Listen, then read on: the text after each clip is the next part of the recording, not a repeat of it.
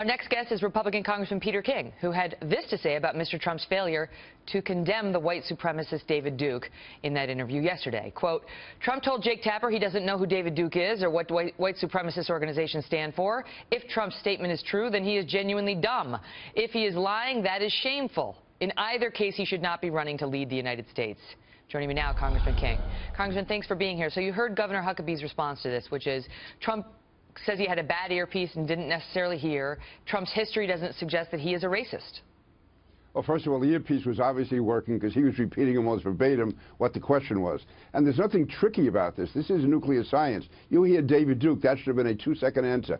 David Duke is evil, I don't want to support. Ku Klux Klan is evil, I don't want their support. There's nothing to debate here. This isn't like talking about Obamacare or the national debt or the budget. This is a clear question of good and bad, good and evil. But in Trump's defense, he did on Friday, on camera, and then on Facebook and Twitter, condemn David Duke prior to not condemning him with Tapper.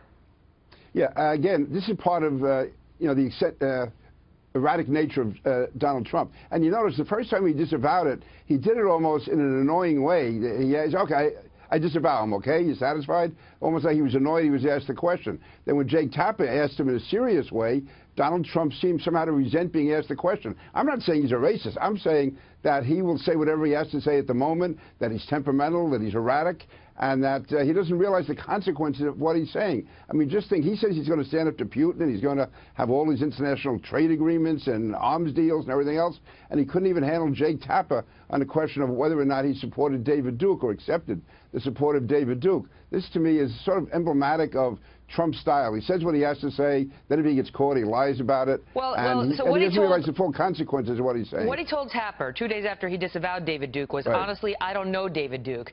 And this is what happened with the New York Times reporter Serge Kovaleski, who was born with a congenital issue, and Trump imitated it. It appeared that he was imitating that congenital issue, and then when caught, he said, "Oh, I didn't even know him. I wasn't imitating him. I didn't even know him." But Serge came out and said, "I covered him for 20 years. He absolutely knows me. I interviewed him a dozen times. We're on a first-name basis," and said the same thing, that Trump was running away from an allegation he made that got him in hot trouble, rather than, admitting what he had done.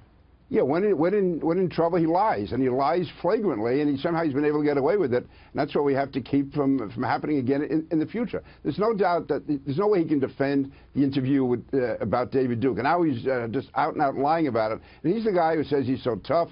He's the tough guy from Queens. Let me just say this, man. I grew up in Queens. The neighborhood he grew up in, Queens, that's where the rich, pampered kids live, Jamaica Estates. No tough guy ever come out of Jamaica Estates, I can tell you that. This is all a bluff. It's all bravado. And you saw it with Jake Tapper. You saw it with you, if I could bring you back into it. I mean, this guy just will say whatever he has to say, and then when he's confronted, he backs down. Oh, I didn't mean that. I really meant something else. And he's not qualified to be president. Congressman Peter King, good to see you, sir. Megan, thank you.